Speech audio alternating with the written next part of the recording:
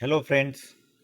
आज आपण पुन्हा भेटलो आहोत स्टील लाईफ चित्र करण्यासाठी. स्टील लाईफ म्हणजे वस्तुचित्र म्हणजेच ऑब्जेक्ट ड्रॉइंग. म्हणजे स्टील लाईफ, ऑब्जेक्ट ड्रॉइंग आणि वस्तुचित्र हे तिन्ही एकाच चित्राचे नाव आहेत.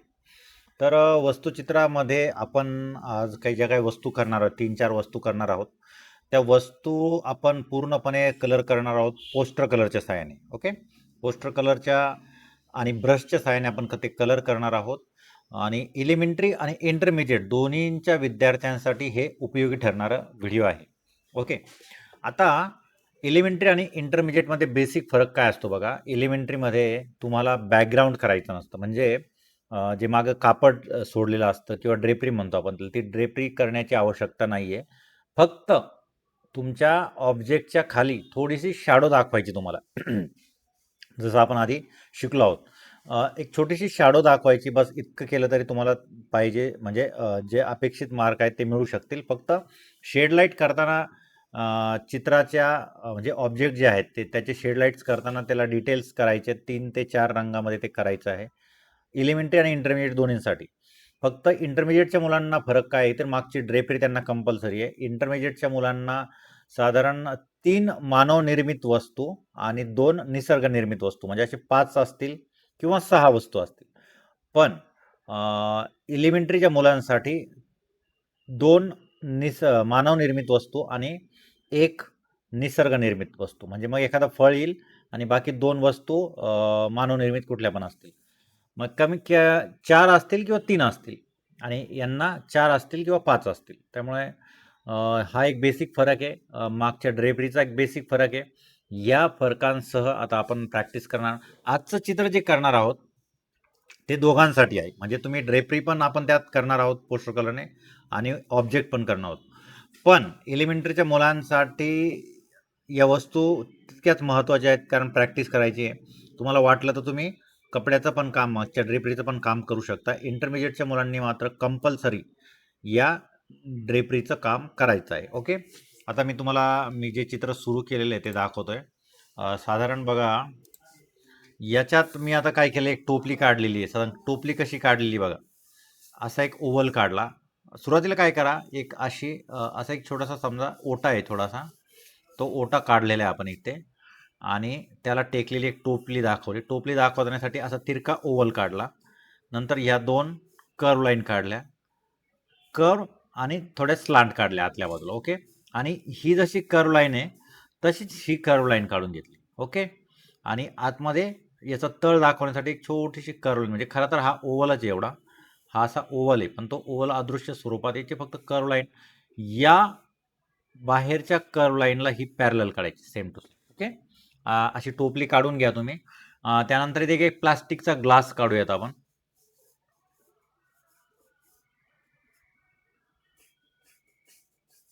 थोडासा मोठ्या आकाराचा प्लास्टिकचा ग्लास आहे आणि टोपली थोडीशी छोट्या आकाराची, म्हणजे एक फक्त पोळ्या ठेवण्यासाठी जी टोपली असते ती टोपली आहे.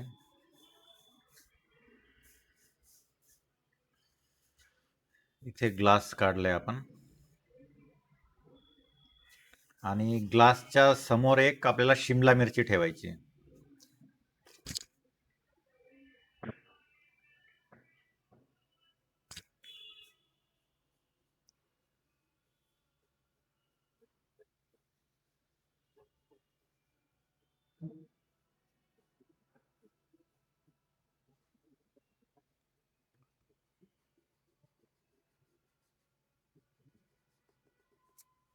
शिमला मिरचीचा शेप बघा कसा आहे.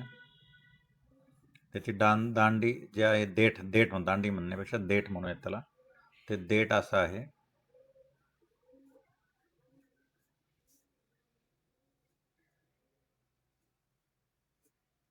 ओके, हा वरचा भाग आणि हा साईडचा.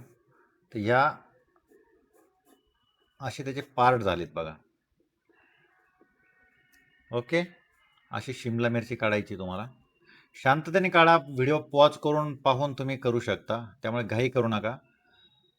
आणि पुन्हा पुन्हा रिवाइंड करून तुम्ही बघू शकता, जेणेकरून तुम्हाला काही शंका असेल तर त्या दूर होऊन जातील. ग्लास कसा काढलाय आपण, एक साधा ओव्हल काढलाय आणि जसा मग काढतो आपण त्या टाईप केलंय. तुम्हाला मी नेहमीच सांगतो की ज्यावेळेस तुम्ही चित्र काढता तर त्यावेळेस शक्यतो एकमेकांपासून तुटक चित्र नका काढू, म्हणजे जवळ काढा, जेणेकरून काय होतं ते नॅचरली चांगलं दिसतं. ओके. आता ह्या शिमला मिरचीच्या आणि याच्या तुलनेत मला वाटतं तर तो टोपलीचा आकार थोडासा कमी वाटतोय. आपण थोडीशी टोपलीचा आकार थोडासा वाढवू याला, म्हणजे ते आणखी जरा नॅचरल चांगलं दिसेल.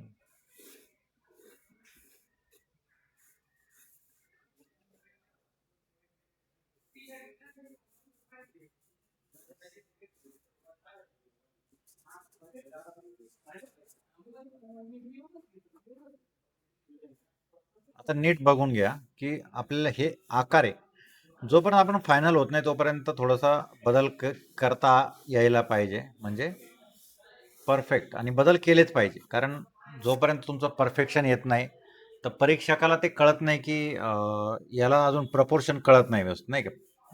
त्याचा विश्वास बसला पाहिजे तुमच्या कामावर, आणि मग त्याच्यानंतर तुम्हाला तो ग्रेड देईल, हे ध्यानात असू.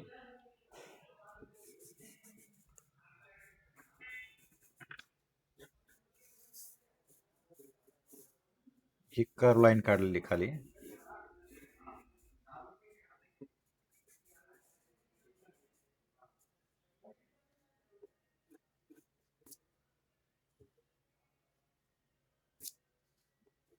ही शिमला मिरची पुढं आहे.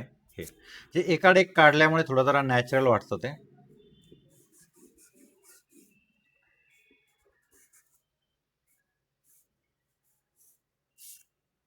नाही, साधारण याची इथपर्यंत असल्यामुळे आपल्याला ते आतला जो आता सर्कल आहे, ओव्हल आहे, तो दिसणार नाही.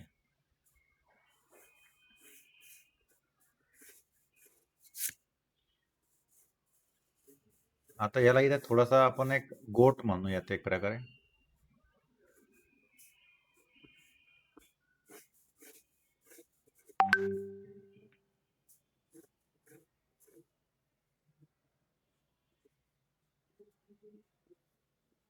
तुम्ही घरात जर टोपली बघितली असेल तर तुमच्या लक्षात येईल हा गोट काय प्रकार आहे.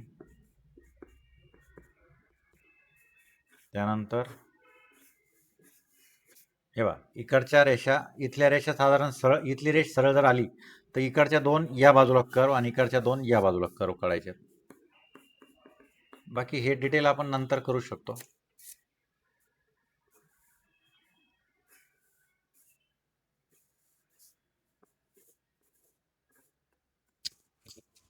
ओके. आता ह्या किती वस्तू झाल्या? 3. आणखी 2 वस्तू आपल्याला ऍड करायच्या आहेत. आता हा जो टेबल किंवा छोटासा ओट्या टाईप आहे, त्याला इथून कापड सोडलेलं आहे. हे पण इथे कापड गेलेले बघा, याच्या खालून अशा घड्या दिसत आहेत. आता एक वस्तू आपण इकडे दाखवूयात.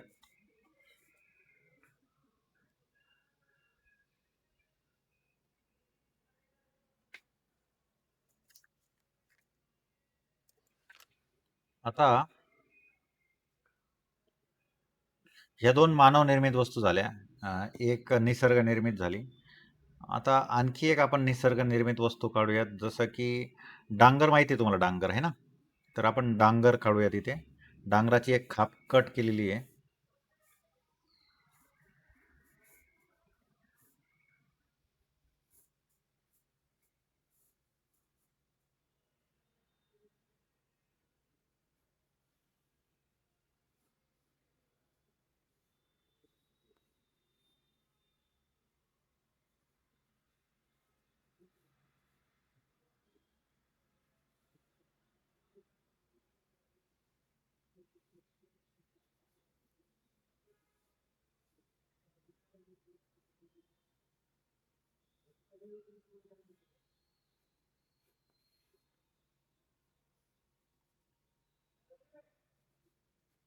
हे बघा, इथे डांगर कट केलेलं आहे, आणि ह्या रेषा थोड्याशा ओबड म्हणजे ते कट केला जरी असला तरी तो शेप व्यवस्थित नाही असं दिसलं पाहिजे.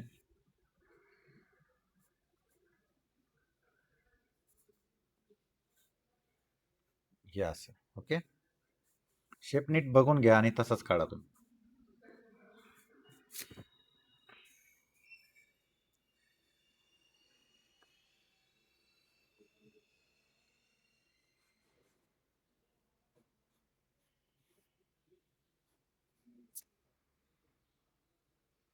आता आणखी एक वस्तू आपल्याला ॲड करायची याच्यात.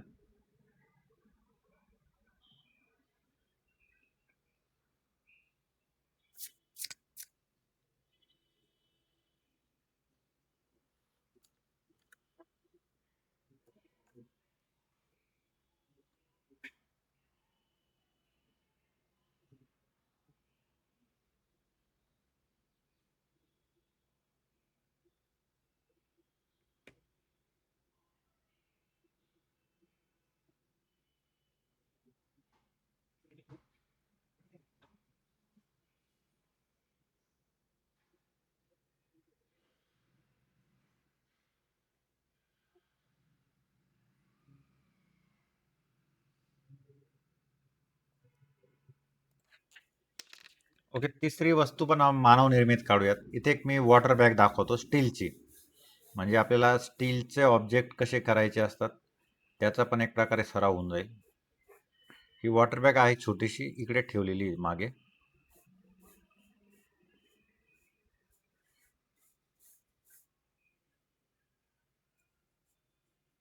हे झाकण आहे तिचं. ह्याचं सगळं काम कलरचं आहे. याच्यात फार काही तुम्हाला डिटेलिंग यातला हँडल वगैरे नाही किंवा काही नाही असल्यामुळे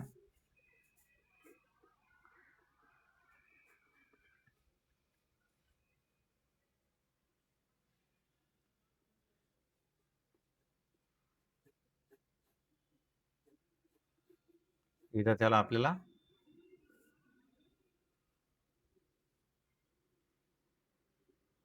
नाही, तिकडच्या बाजून जाईल. इकडच्या बाजून नका दाखवू हे.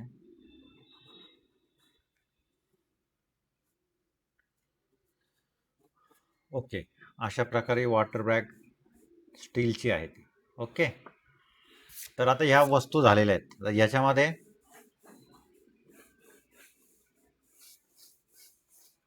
मागून कापड सोडलेलं आहे. ओके, तर असं हे चित्र आपलं कंप्लीट झालेलं आहे. तुम्ही पण पॉज करा आता आणि हे चित्र कंप्लीट करा. आणि चित्र कंप्लीट झालं की नंतर मग प्ले करून पुन्हा पुढचा भाग बघून आपल्याला कलर काम सुरू करायचं आहे. ओके, चला तर मी आता कलर काम सुरू करतोय. ओके, आता सुरुवातीला आपण काय करायचं आहे, आपल्याला एक पातळ वॉश देऊन घ्यायचं आहे. ते डिटेलिंग नंतर करणार आहे. आधी कापडाचं काम करून घेऊयात. इथपर्यंत आपल्याला दुसरा कपडा आहे आणि इथून पुढे म्हणजे सगळा हा खाली जो हा कपडा आहे समजा साधारण याच्या खाली सुद्धा आणि साधारण इथपर्यंत असा गेलेला खालचा कपडा दाखवायचा आहे. तर खालच्या कपड्यासाठी आपण डार्क ब्लू, स्काय ब्लू आणि डार्क ब्लू असे दोघींचं मिश्रण करून आपण कलर वापरूया.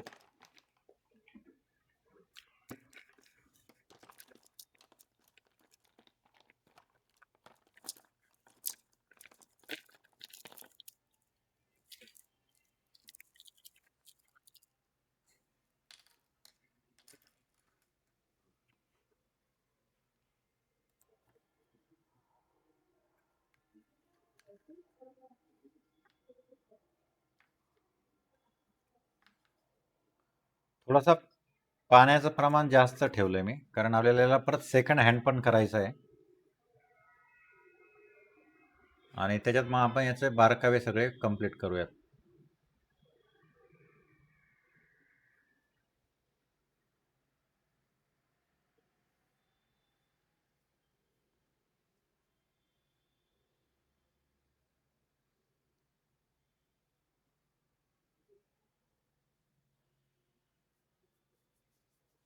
आता खालच्या बाजूला इथं शेडिंगचा पार्ट आहे थोडासा, म्हणजे इकडे आल्यामुळे सावली आहे, तर त्याला थोडंसं आपण त्यामध्ये डार्क टोन म्हणजे ब्लॅक मिक्स करूयात.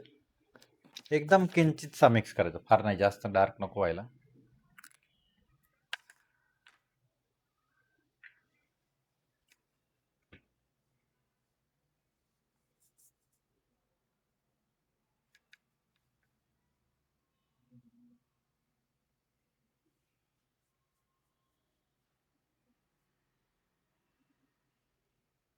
आता ह्या वस्तूच्या खाली पण सावली आहे म्हणून तो पण तिथे पण थोडासा डार्क टोन आपल्याला दिसणार आहे. जिथे जिथे कापड इथे टच होतं याला तिथे थोडासा डार्क देऊन घ्या, शॅडोचा पार्ट म्हणून. ऑब्जेक्ट जिथे कापडाला टच होतात तिथे. बाकी इकडे मग परत लाईट ब्लू आपल्याला द्यायचंच आहे.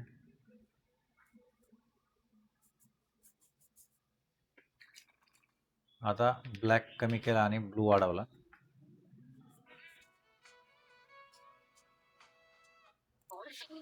ओके, अशा प्रकारे आपण याला पूर्ण ब्लू कलरने कलर करून घेतलंय आता बेसिक स्टेप म्हणून. आणि नेक्स्ट स्टेपला आपण आता याला डिटेलिंग करणार आहोत. ओके, आता मागच्या कपड्याला आपण ऑरेंज कलर करणार आहोत. त्यासाठी ऑरेंज आणि थोडासा त्यामध्ये रेड टाकणार आहोत शेडिंगसाठी. पाण्याचं प्रमाण इथे पण मी जास्तच ठेवलंय.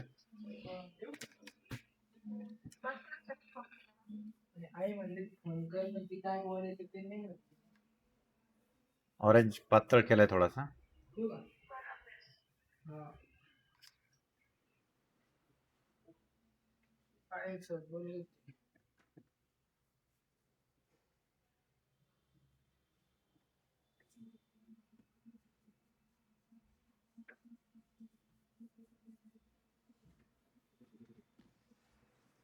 थोडा मोठा ब्रश घेतला म्हणजे काम लवकर आटपतं. मी आता याच्यासाठी 7 नंबरचा फ्लॅट शेअर 7 नंबरचा ब्रश वापरतोय.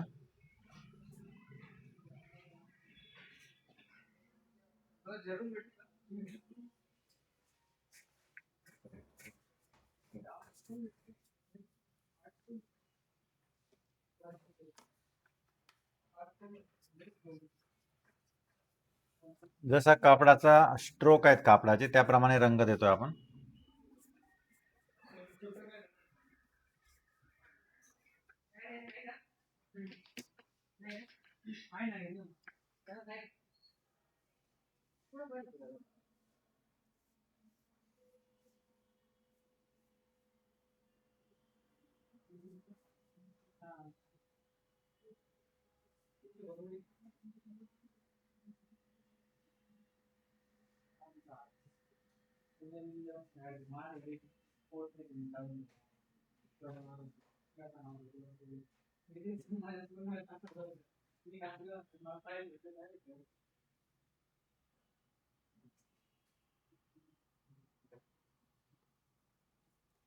काळजीपूर्वक कलर करा. जे आपले ऑब्जेक्ट आहे त्यामध्ये रंग जायला नकोय.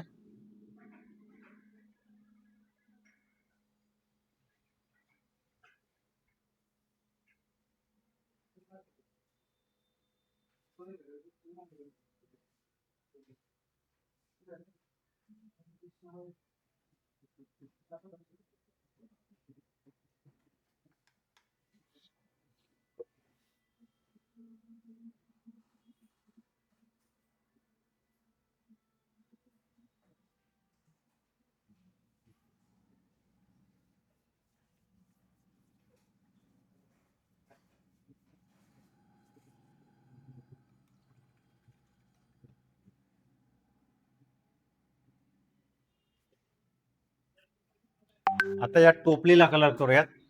टोपली प्रामुख्याने बांबू पासून बनवली असते. त्यासाठी मी येलो ऑकर कलर घेतोय.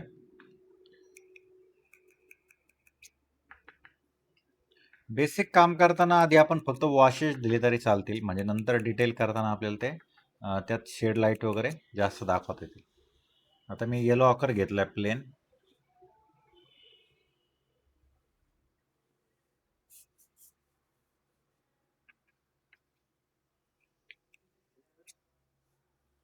या सगळ्या टोपलीला तुम्ही एकदम सोपी पद्धती, म्हणजे काय होतं, पूर्ण एक वॉश देऊन घ्यायचा आणि त्याच्यानंतर फक्त डिटेलिंग करायची.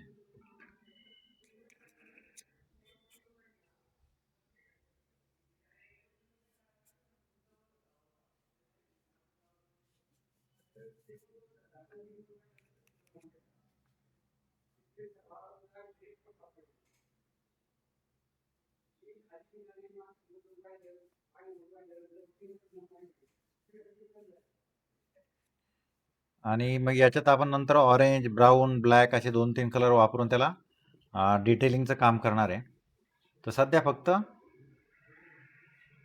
येलो ऑकरचा वॉश दिलाय, एवढं समजून घ्या. सुकल्यानंतर बाकीचं काम करणार आहोत आपण.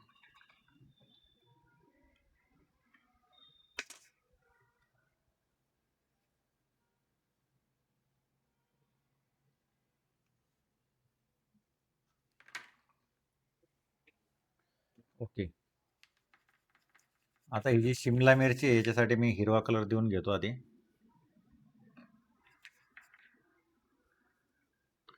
सॅप ग्रीन आहे हिरवा. सॅप ग्रीन नसेल तर लाईट ग्रीनमध्ये थोडासा ब्लॅक टाकला किंवा डायरेक्ट ग्रीन दिला तरी चालेल, लाईट ग्रीन.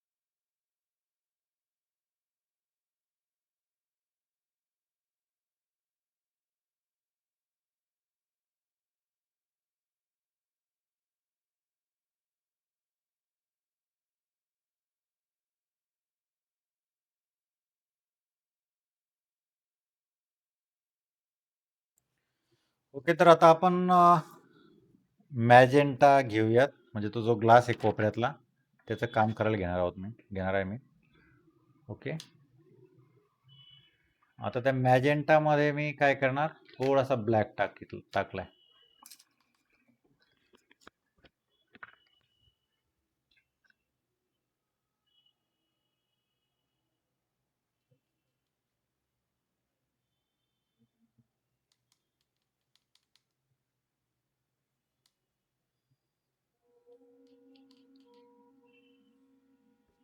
आता या सगळ्या चित्रावर नेमका उजेड कुठून आहे एकदा समजून घ्यायला पाहिजे आपण. उजेडाची दिशा कोणती हे समजल्याशिवाय तुम्हाला शेड लाईटचं काम करता येणार नाही, हे ध्यानात असू दे.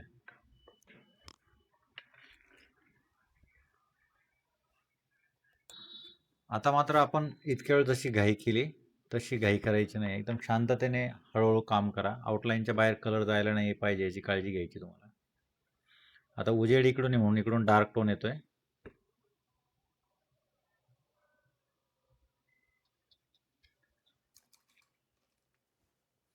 आता मी मॅजेंटा घेतला डायरेक्ट.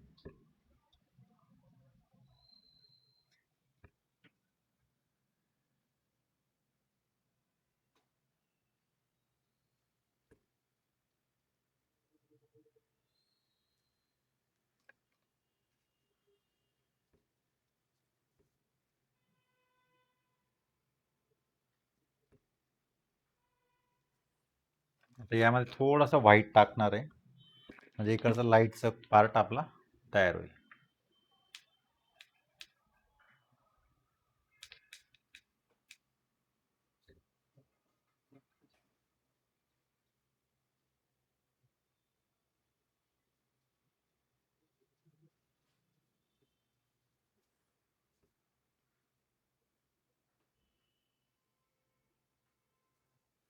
ओके, हा आतला खोलगटपणा झाला. आता तसंच बाहेरच्या बाजूला मी थोडासा मोठा ब्रश घेतो.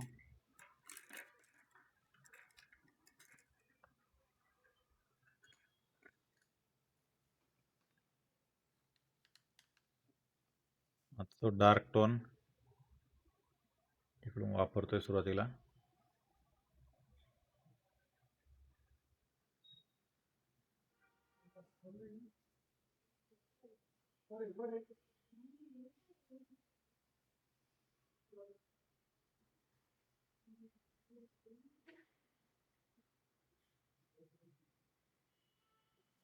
या शिमला मिरचीच्या पलीकडून दिसणारा भाग आहे हा.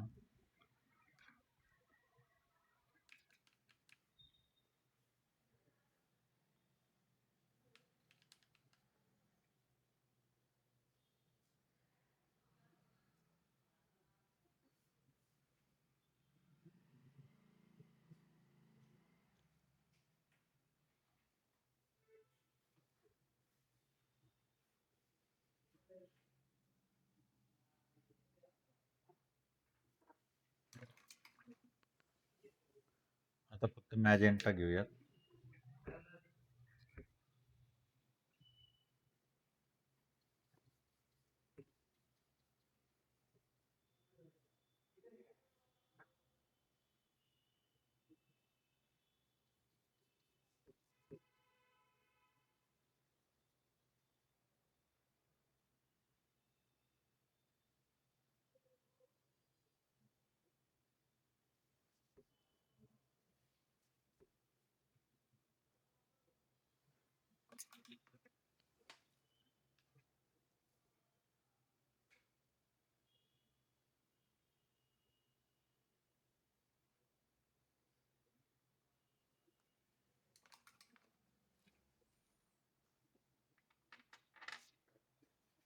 आता व्हाईट टाकतोय इकडच्या भागात.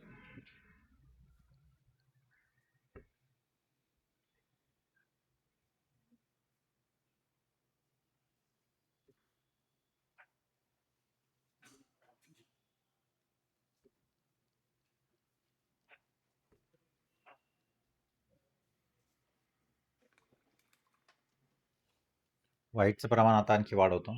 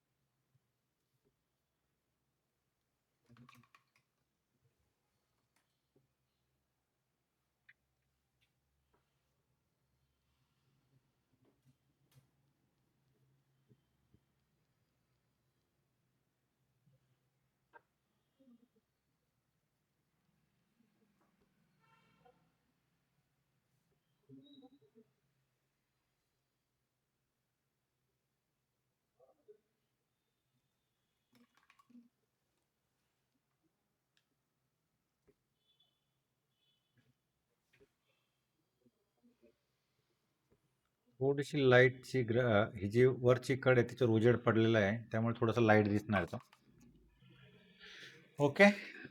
आता याला हायलाईटचं काम करायचं आहे, पण ते नंतर करू आपण.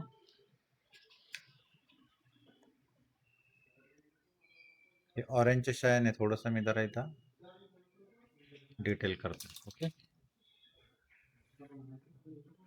ओके. आता शिमला मिरचीसाठी आपण हिरवा कलर आहे घेतलेला, त्यामुळे थोडासा ब्लॅक ऍड करतोय मी.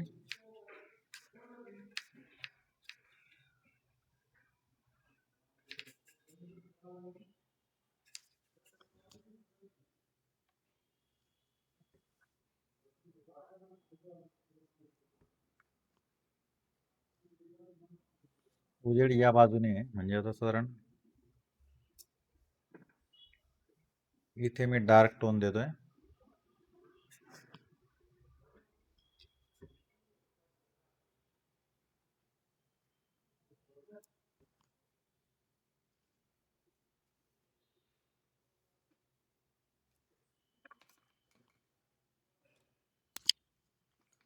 ओके. आता ग्रीन घेतोय, लाईट ग्रीन.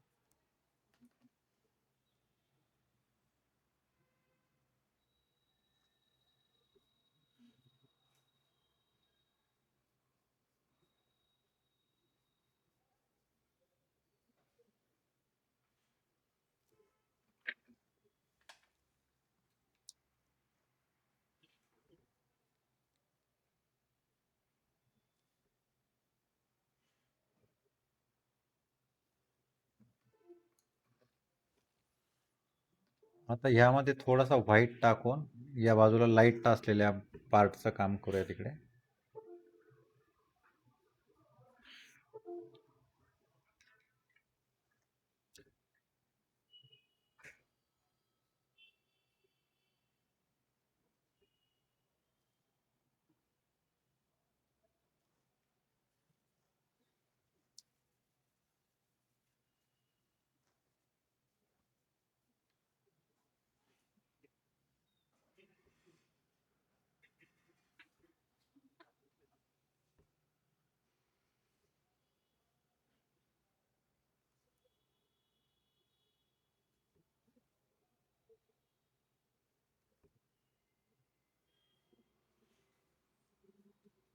आता या बाजूने एक रिफ्लेक्शन लाईट जाईल असा हलकासा, तसाच इथे पण.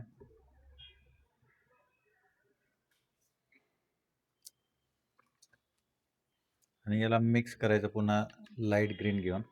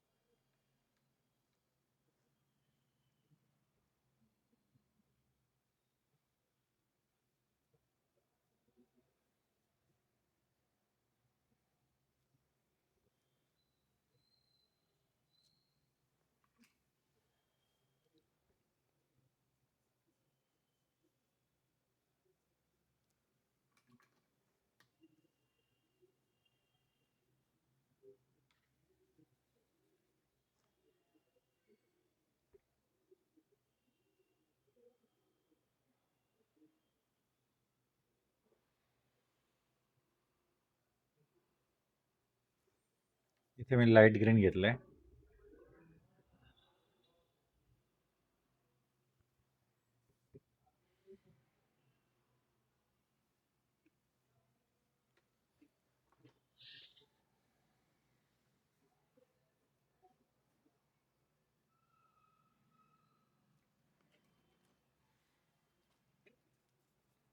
थोडासा डार्क घेतलाय पुन्हा.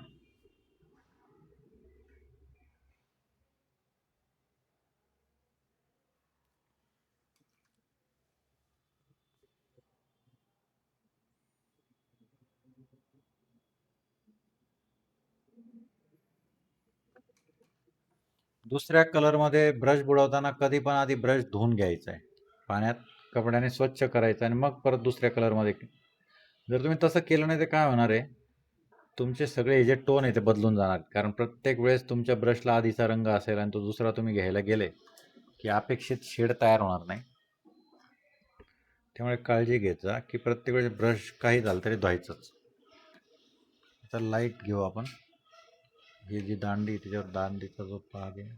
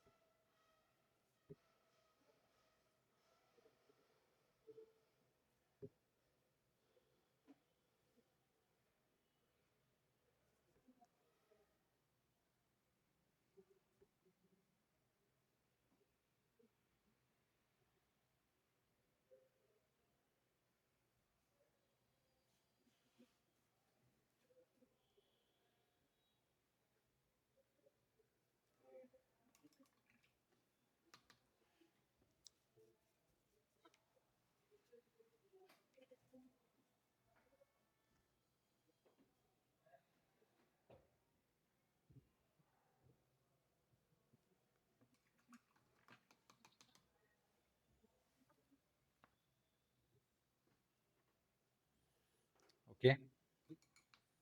आता इथं जे काम आहे आपलं, आता मी लगेच इथलं शेडिंगचं आणि ते काम करून घेणार आहे. आता त्यासाठी मी काय करतो, जो ब्लू कलर आहे त्यामध्ये ब्लॅक टाकून त्याला डार्क टोन लगेच द्यायचं आहे.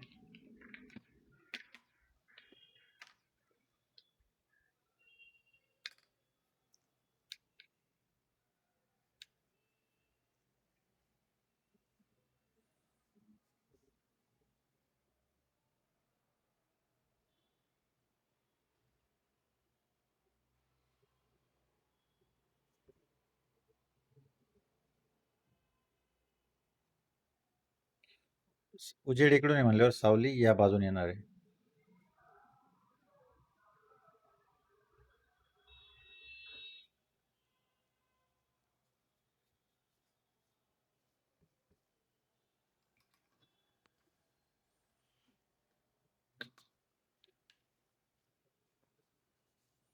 ग्लासच्या खाली सुद्धा असा थोडा शेडिंगचा भाग.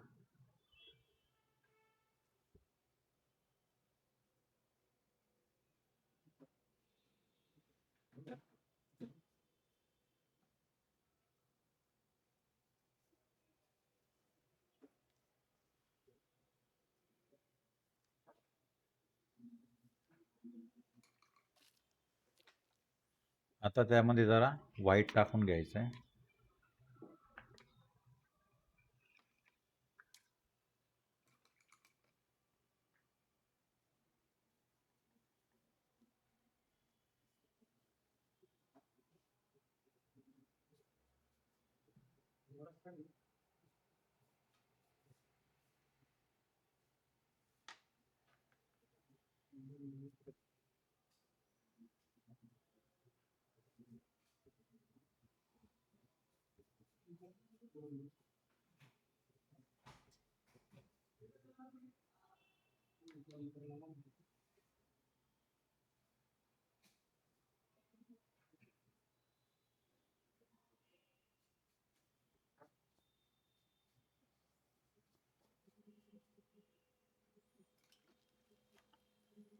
थोडासा परत निळा घेतोय.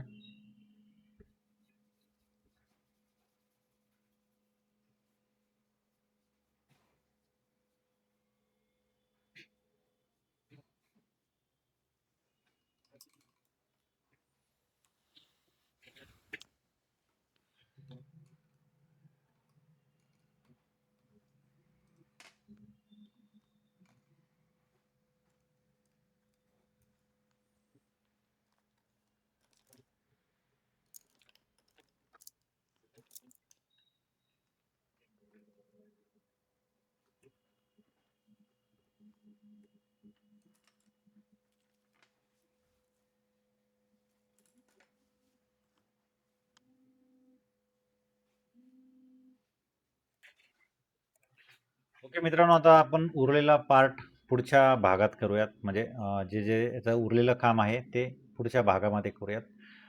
तोपर्यंत थांबूयात, म्हणजे हे चित्र सुकेल व्यवस्थित, आणि तोपर्यंत तुम्ही पण पुढचा पार्ट येईपर्यंत हा पार्ट पूर्ण करून ठेवा. ओके, चला थांबूयात.